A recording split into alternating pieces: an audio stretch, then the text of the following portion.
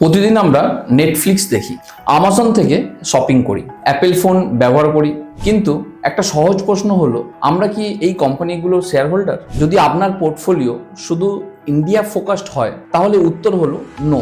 আর তার মানে আপনি বিশ্বের 95% অপরচুনিটি মিস করছেন। আজ ইন্ডিয়া বিশ্বের মার্কেট ক্যাপের মাত্র 3 থেকে 4%। তার মানে ইন্টারন্যাশনালি ইনভেস্ট না করে আপনি অটোমেটিক্যালি গ্লোবাল ওয়েলথ ক্রিয়েশন থেকে 95% ইগনোর করে চলছে। গ্লোবাল ইকুইটি ইন্ডিয়ান মার্কেটের থেকে আলাদাভাবে বিহেভ করে, তাই এগুলো অ্যাড করলে পোর্টফোলিও ভোলাটিলিটি কমে এবং ডাউনসাইড প্রোটেকশন আরো ভালো হয়। প্ল্যান ফর ইউএসডি গোলস, বিদেশে সন্তানের এডুকেশন, ফ্যামিলি ভ্যাকেশন বা রিটায়ারমেন্টের পর গ্লোবাল লাইফস্টাইল, এই সব ডলার লিঙ্কড এক্সপেন্সেস।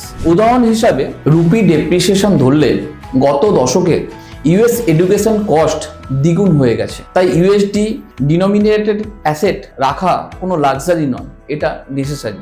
আজ ইন্ডিয়াতে আপনি IT services companies, banks, FMCG companies পাবেন, কিন্তু বিশ্বের কিছু ফাস্টেস্ট গ্রোয়িং সেক্টর ইন্ডিয়ান এক্সচেঞ্জে একদমই নেই। সেমিকন্ডাক্টর, যা প্রতিটি ডিভাইসকে পাওয়ারফুল করছে। রিনিউয়েবল এনার্জি, যে কোম্পানিজ গ্লোবাল গ্রিন শিফটে নেতৃত্ব দিচ্ছে। আর্টিফিশিয়াল ইন্টেলিজেন্স, যে ইনোভেটর রাতারাতি ইন্ডাস্ট্রি বদলে দিচ্ছে। এগুলোর কোনোটাই আমাদের স্টক মার্কেটে লিস্টেড নয়। If you want exposure you have to look abroad. And global মানে পারফরমেন্স কম্প্রোমাইজ করা নয়, বরং ডিফারেন্ট ইয়ারে ইউএস, কোরিয়া এবং চায়না ইন্ডিয়াকে আউট পারফর্ম করেছে। হিস্টোরিক্যালি গ্লোবাল ইকুইটিজ ইউএসডি টার্মসের প্রায় 4% সিএজিআর ডেলিভার করেছে, যা কমফোর্টেবলি ইনফ্লেশনকে বিট করে। ইন্টারন্যাশনাল ইনভেস্টিং মানে ইন্ডিয়াকে রিপ্লেস করা নয়, এটা হলো ইন্ডিয়ার সঙ্গে বিশ্বের সেরা অপরচুনিটিগুলো কমপ্লিমেন্ট করা।